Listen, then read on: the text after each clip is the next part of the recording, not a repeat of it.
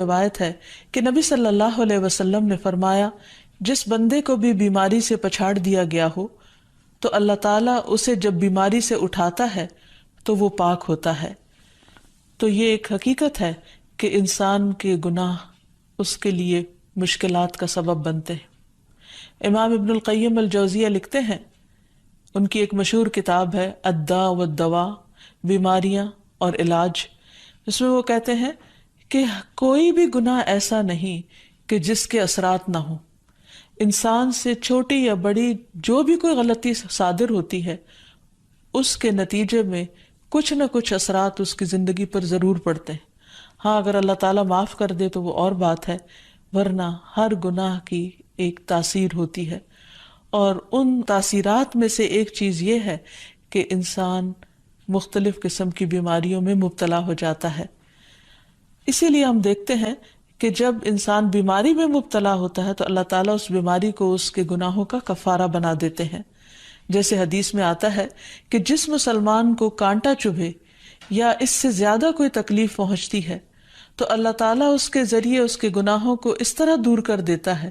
جس طرح درخت سے اس کے پتے جھڑتے ہیں۔ تو اس سے ہمیں یہ پتہ چلتا ہے کہ بیماریوں کے آنے کے مختلف اسباب ہوتے ہیں۔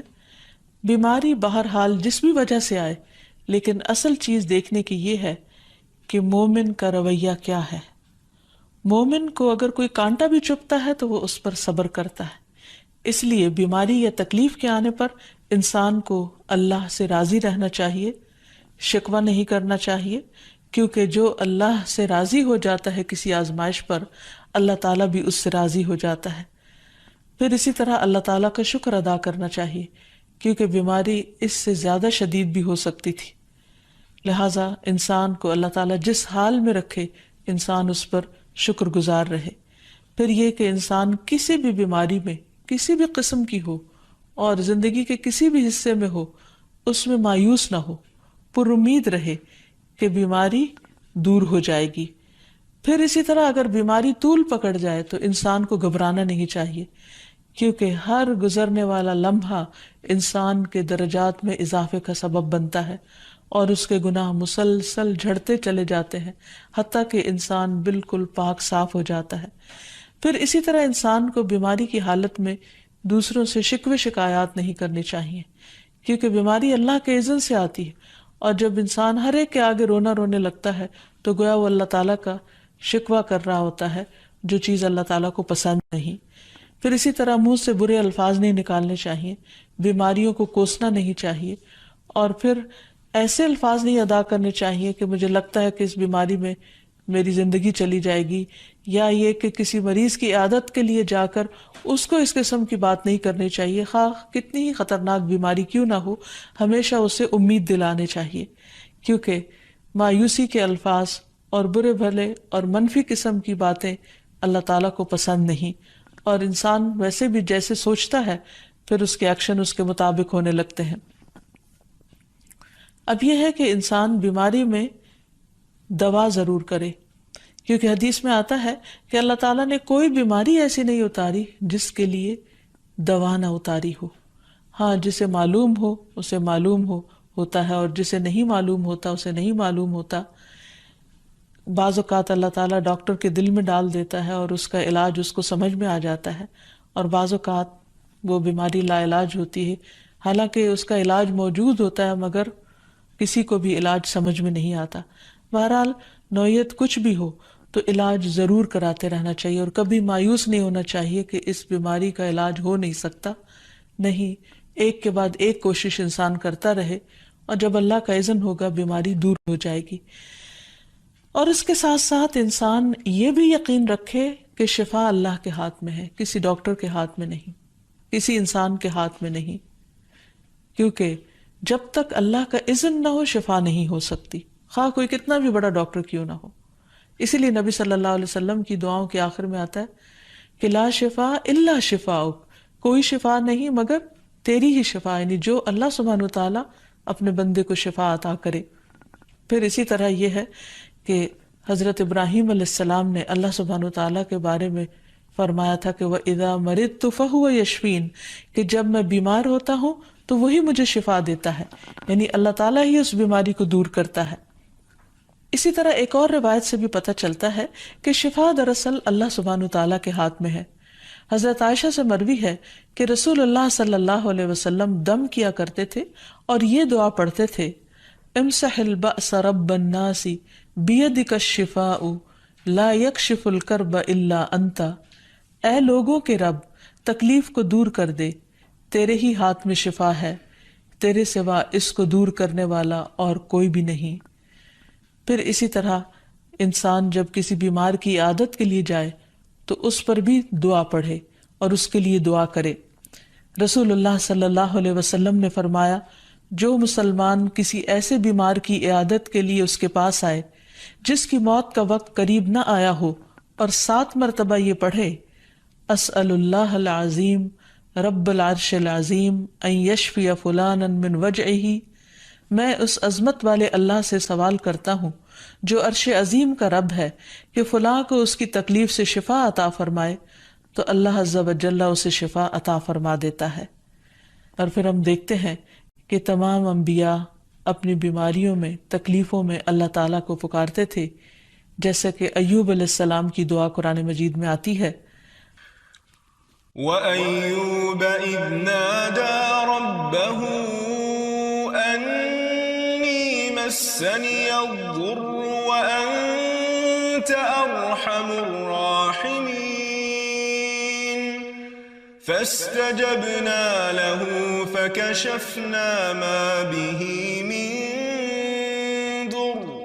وَآتَيْنَاهُ أَهْلَهُ وَمِثْلَهُمْ معهم رحمة من عندنا وذكرى للعابدين۔ اور ایوب جب اس نے اپنے رب کو پکارا کہ بے شک مجھے تکلیف پہنچی ہے اور تو رحم کرنے والوں میں سب سے زیادہ رحم کرنے والا ہے، تو ہم نے اس کی دعا قبول کر لی، پس اسے جو بھی تکلیف تھی اسے دور کر دیا اور اسے اس کے گھر والے اور ان کے ساتھ ان کی مثل اور عطا کر دیے، اپنے پاس سے رحمت کے لیے اور ان لوگوں کی یاد دہانی کے لیے جو عبادت کرنے والے ہیں۔ اسی طرح رسول اللہ صلی اللہ علیہ وسلم نے ایک اور موقع پر ایک صحابی عثمان بن ابی عاص الثقفی کو ایک دعا سکھائی۔ جب وہ نبی صلی اللہ علیہ وسلم کے پاس حاضر ہوئے، وہ کہتے ہیں مجھے اتنی تکلیف تھی کہ قریب تھا کہ وہ مجھے ہلاک کر دیتی، تو نبی صلی اللہ علیہ وسلم نے مجھے فرمایا، اس درد کی جگہ پر اپنا دایاں ہاتھ رکھو اور 7 مرتبہ کہو، بسم اللہ اعوذ بعزت اللہ وقدرتہ من شر ما اجد واحاذر، اللہ کے نام کے ساتھ میں پناہ مانگتا ہوں اللہ کی عزت کی اور اس کی قدرت کی اس شر سے جو میں محسوس کرتا ہوں، یعنی اس تکلیف سے بچنے کے لیے جو مجھے محسوس ہو رہی ہے اور جس سے میں خوف محسوس کرتا ہوں۔ عثمان کہتے ہیں کہ جب میں نے یہ پڑھا تو اللہ سبحانہ وتعالیٰ نے مجھے شفا عطا کر دی۔ پھر اسی طرح ہر بیماری سے شفا کی دعا نبی صلی اللہ علیہ وسلم نے سکھائی۔ عبداللہ بن عباس سے مروی ہے کہ نبی اکرم صلی اللہ علیہ وسلم نے فرمایا، جب کوئی شخص کسی ایسے مریض کی عیادت کرے جس کی موت کا وقت ابھی قریب نہ آیا ہو اور اس کے پاس 7 مرتبہ یہ دعا پڑھے، اسأل اللہ العظیم رب العرش العظیم ان یشفیک، میں عظمت والے اللہ جو عرش عظیم کا رب ہے اس سے دعا کرتا ہوں کہ وہ تمہیں شفا عطا کرے، تو اللہ تعالیٰ اسے اس مرض سے شفا عطا کر دے گا۔ پھر اسی طرح نبی صلی اللہ علیہ وسلم اگر کسی کو کوئی پھوڑا بنسی ہوتی تو اپنے لعاب دہن کے ساتھ زمین کی مٹی تھوڑی سی لے کر